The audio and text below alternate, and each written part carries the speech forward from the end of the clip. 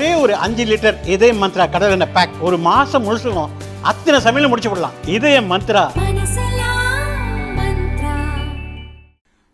6 officials have been suspended in regards to this particular incident. We have seen like how this incident happened in the past, experience in Thoothukudi and other things. But now again, this custodial death matters have risen up in Tamil Nadu. Like, what was your initial reaction? See, Mr. Stalin said it was injustice and it was atrocious, and he said he could not sleep, and also he said the chief minister has to take responsibility and this government should go when he was the opposition leader in Sathangulam lockup case. Now the same thing has happened 24 times, not 1 or 2. This is the 24th lockup murder case, and in Tamil Nadu in the last 4 years. So, Mr. Stalin has to take the entire responsibility since also he holds that portfolio, and he should come clean. See, there are a lot of things like in this Tirubhuvanam also, where the family of the deceased has been, where tried to, they have tried to take them in a car with a DMK flag. So, what is the compulsory, what is the necessity that this should happen, and what actually has transpired? Nothing so far the police have not said. So, Mr. Stalin has not come out with any kind of a statement, whereas in Sathangulam case, it was Mr. Udayanidhi Stalin, despite the COVID protocols, he went there, we all saw that. So now the DMK is keeping quiet. This is absolutely the abuse of power, that's what we say. Why for this particular crime, the many persons were taken into custody and why they were tortured when it is compared to other things, this should have been solved very easily. But what was the necessity? Who pressurized? All these questions has to be answered, and this government has to go because the law and order has absolutely it has become it has become bankrupt. So, and another thing is that this government has got no authority to say or comment on anything. So, this government has failed once again, and the law and order has been deteriorating, and this itself shows that this government has failed from all its responsibilities. The DMK claims that the initial reactions have been taken, the officials have been suspended, and the law will take its own course. See, why the police is there? The police is there to stop the crimes happening. That is the main motto of the police. Now you thump your chest and say that after each and every crimes happen that we have caught these people is not right. And in Tamil they used to say Varumun Kappam. That is, we will protect before anything happens. But now they are only seeing after things happen. That is what we say. So it is a failure. So we have the police has to act according to the law only, and it should not take law in their own hands. That is what the DMK is. The main problem is that why the DMK is getting involved. It was the opposition leaders and the localites who have garrowed, and they have taken in their hands, and then only this has come to light. Otherwise, they would have definitely wiped it off. That's what the police has done, and the government has also done. So we strongly condemn this. I think by this time, if at all the chief minister just thought about what he had said during Mr. Edappadi Palaniswamy's rule, AIADMK's rule in the Sathangulam incident, what all he has said, if he recollects, I think he would have resigned by this time. So another question points out to these recent comments made by Tamil Nadu School Education Minister in regards to the language imposition. He had quoted a certain figure and said so many students have failed in Karnataka over this. And this relates to another question about the Maharashtra government getting back to the policy that they had implemented. All these states are commenting on this language policy and how the Hindi imposition is taking place, and they don't want it. Like, how does BJP do it? See, the national education policy, that is why very, very clearly says that any language should not be imposed.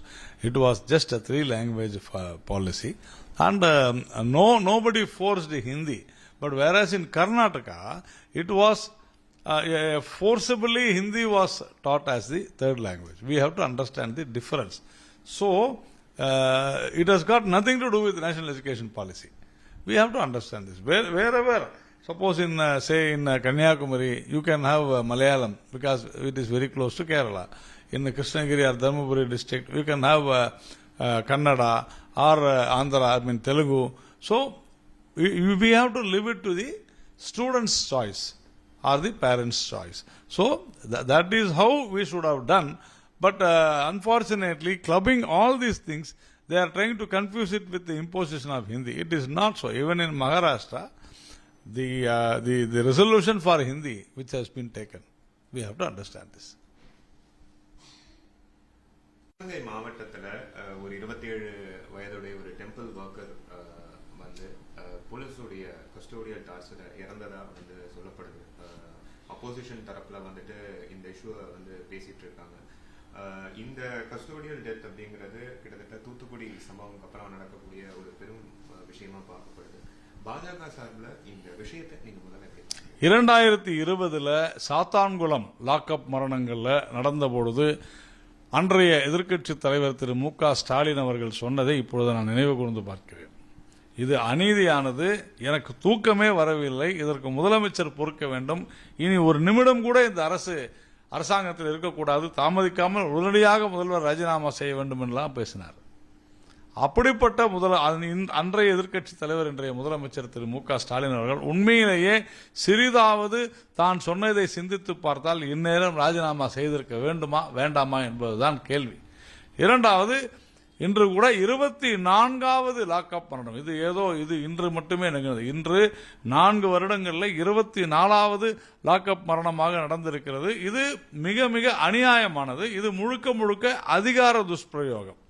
ஆளும் கட்சியினுடைய தூண்டுதலின் பேரில் இந்த மாதிரியான lockup மரணங்கள் நடைபெறுவது என்பது தவறானது. நான் ஏன் இதை ஆளுங்கட்சியினுடைய அதிகார துஷ்பிரயோகம் என்று சொல்கிறேன் என்றால், அந்த இறந்த நபருடைய உறவினர்களை திமுக கொடி கட்டிய காரிலே அழைத்து செல்ல முயன்றிருக்கின்றனர். எதிர்க்கட்சிகள் அங்கு இருக்கக்கூடிய பகுதி மக்கள் எல்லோரும் சேர்ந்து இதை எதிர்த்திருக்கின்றனர். அதனால இதற்கும் திமுகவிற்கும் என்ன சம்பந்தம்? யார் போலீஸ்காரர்களை நிர்பந்தப்படுத்தி உடனடியாக எப்படியாவது இந்த நபரிடமிருந்து உண்மையை ஒப்புக்கொள்ள வைத்து அந்த நகைகளை வாங்கிவிட வேண்டும் என்று அவ்வளவு அவசர கதியில துரித கதியில் இயங்கியது ஏன் என்பது போன்ற விடைகளுக்கு பதில் இல்லை.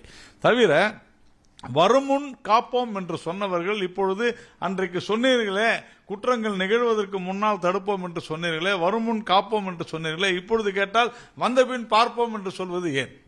ஒரு குற்றம் நிகழ்ந்த பின்னர் அதை பார்ப்பது தவறானது. அதனால இந்த அரசாங்கம் தோல்வியடைந்த அரசாங்கமாக ஆகிவிட்டது. எங்கு பார்த்தாலும் மதுவினால் ஏற்படக்கூடிய மது கொலைகள், அதே போல இப்பொழுது சமீபத்தில் பார்க்கிறோம் கொக்கைன் படுகொலைகள், கொக்கைன் மூலமாக நடைபெறக்கூடிய சமுதாய படுகொலை, இப்படி தொடர்ந்து பல்வேறு விஷயங்களை நாம் பார்த்து வருகிறோம். அதுல இந்த லாக்அப் மரணங்களும் சேர்ந்து கொண்டிருக்கின்றன. காவல்துறை அவர்களுடைய பணியினை செவ்வனே செய்வதற்கு அரசியல் தலையீடு இருக்கக்கூடாது. ஆனால் அது அதிகமாக இருக்கிறது. அதனால தான் இவை அத்தனையுமே ஆக மொத்தம் இந்த அரசாங்கம் மிக மோசமான நிர்வாகத்தை கொடுத்து கொண்டிருப்பதன் காரணமாகத்தான் இவை நடந்திருக்கிறது. திமுக தரப்புல என்ன சொல்லியிருக்காங்கன்னா 6 அதிகாரிகள் வந்து பணியிடை நீக்கம் செய்யப்பட்டிருக்காங்க. அதிமுக மாதிரி வந்து டிவியை பார்த்து நாங்க செய்திகளை தெரிஞ்சுக்கிட்டோம், நாங்க சொல்லல அப்படிங்கிறது தான் அவங்களுடைய கிளைமா இருக்குது. நீங்க எப்படி பாக்குறீங்க? நான் என்ன கேட்கிறேன், 6 பேரை பணியிடை நீக்கம் செய்து விட்டால் சரியா? ஏன் அது நடைபெற்றது என்பதுதான் கேள்வி. உங்களுடைய சிஸ்டம் இன் பிளேஸ் இல்லை. அதாவது அந்த அமைப்பு என்பது செய்ய வேண்டிய முறையில் நீங்கள் செய்யவில்லை. முறைகேடாக அவர்களை இது போன்ற மரணங்கள் நிகழ்வதற்கு அனுமதித்தது யார் என்பதுதான் கேள்வி. ஏன் அது நடைபெற்றது? அதற்கான அமைப்பு, அந்த சிஸ்டம் இருக்கிறதா இல்லையா? காவல்துறை திரு முன்னாள் முதல்வர் கருணாநிதி அவர்கள் சொல்வது போல காவல்துறை ஈரல் போய்விட்டது என்று சொல்வார். அந்த மாதிரியான இன்றைக்கு அந்த மாதிரி சூழ்நிலைக்கு உருவாகுவதற்கு காரணம் என்னவென்றால் அது முதலமைச்சருடைய பொறுப்பில் இருப்பதனால்தான். இரண்டாவது கேள்வி, நம்ம பள்ளிக்கல்வித்துறை அமைச்சர் என்ன பேசியிருக்காருன்னா, கிட்டத்தட்ட 99,000 மாணவர்கள் வந்து கர்நாடகாவில் வந்து ஃபெயில் ஆயிருக்காங்க. இந்த நியூ எஜுகேஷன் பாலிசி அப்படிங்கிறது வந்து இது ஒரு த்ரெட்டா இருக்குன்னு பேசியிருக்காரு. மகாராஷ்டிராவே நம்ம பாக்குறோம், ஒரு பாலிசி அவங்க பண்ணாங்க, அதுக்கப்புறம் அதை வந்து அவங்க காட் பேக் பண்ணாங்க, ஆப்போசிஷனோட ப்ரொடெஸ்ட். நியூ எஜுகேஷன் பாலிசி தொடர்பான இந்த குழப்பங்கள் தொடர்ந்து நீடிச்சு வந்து புதிய, அதாவது நீங்கள் சொல்கிற தேசிய கல்விக் கொள்கையில எந்த இடத்திலும் ஹிந்தி கட்டாயம் என்று சொல்லவே இல்லை. கர்நாடகாவில் ஹிந்தி கட்டாயமாக என்பது இருந்திருக்கிறது. அதை காங்கிரஸ் அரசு செய்திருக்க வேண்டும். இதற்கும் பிஜேபிக்கும் சம்பந்தம் இல்லை. அப்போ தேசிய கல்விக் கொள்கை அதனால்தான் சொல்றாங்க, எது சுலபமாக, எந்த மொழி சுலபமாக கற்றுக்கொள்ள மக்கள் விரும்புகிறார்களோ, குழந்தைகள் விரும்புகிறார்களோ அதை கற்றுக்கொள்ள வேண்டும் 3வது மொழியை என்பதற்காகத்தான் சொல்லப்படுகிறது. ஹிந்தி கற்க வேண்டும் என்று எங்கேயும் சொல்லவில்லை. 90,000 பேர் அவர்கள் தோல்வியுற்றார்கள் என்றால் சரியான முறையில் பாடம் சொல்லிக் கொடுக்கப்படவில்லை. எந்த குழந்தையும் நல்ல குழந்தை தான் மண்ணில் பிறக்கையிலே. எல்லோ குழந்தைகளுக்கும் அறிவு இருக்கிறது. ஆனால் அதை முறையாக போதிக்கவில்லை என்றால் பிரச்சனை வரத்தான் செய்யும். அவர்களுடைய நிர்வாகத்தில் கோளாறு இருந்ததனால் அவர்கள் தோல்வியுற்றிருப்பார்கள். நம்முடைய தமிழகத்தை பொறுத்தவரையில் நீங்க சொல்லிக் கொடுத்து பாருங்க, நல்லா கத்துப்பாங்க. ஆனா இங்க பிரச்சனை அது இல்லை. இங்கு அவர்களுடைய அன்பில் மகேஷ் சார்ந்திருக்கக்கூடிய திமுக நடத்தும் பள்ளிகளில் 3வது மொழி அல்லது ஹிந்தி சொல்லிக் கொடுக்கப்பட்டு வருகிறது. ஆனாலும் மற்ற அரசு பள்ளிகளில் ஏன் சொல்லிக் கொடுக்கப்படவில்லை என்பதுதான் கேள்வி. அதனால இதை ஒப்பீடு செய்வது என்பது தவறானது. 3வது கேள்வி, திருப்பூர்ல நடந்த ஒரு சம்பவம், ஒரு டவுரி டெத் நடந்திருக்கு. கிட்டத்தட்ட 100 சவரன் நகைகள் அந்த புதுசா கல்யாணம் அந்த பொண்கிட்ட கேட்டிருக்காங்க. அது தொடர்பா வந்து நிறைய அரெஸ்டும் நடந்திருக்கு. சோஷியல் ஸ்டிக்மாவா இதை எப்படி பாக்குறீங்க? நான் இதை ஒரு சமுதாய அவலமாக பார்க்கிறேன். ஏனென்றால் இரு நபர்கள் இணைவது, ஒரு ஆணும் பெண்ணும் திருமணம் செய்து கொள்வது என்பது ஒரு இயற்கையான ஒரு விஷயம். அது நம்முடைய கலாச்சாரம், பண்பாடு, நாகரிகம். ஆனால் சட்ட ரீதியாக வரதட்சணை கொடுக்கக்கூடாது, வரதட்சணை வாங்கக்கூடாது என்பது இரு சாராருக்கும் பொருந்தும்.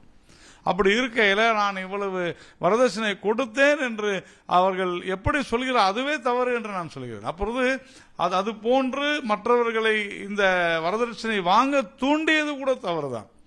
அதையும் நாம் உணர்த்த வேண்டும். வரதட்சணை கொடுப்பதும் தவறு, வாங்குவதும் தவறு.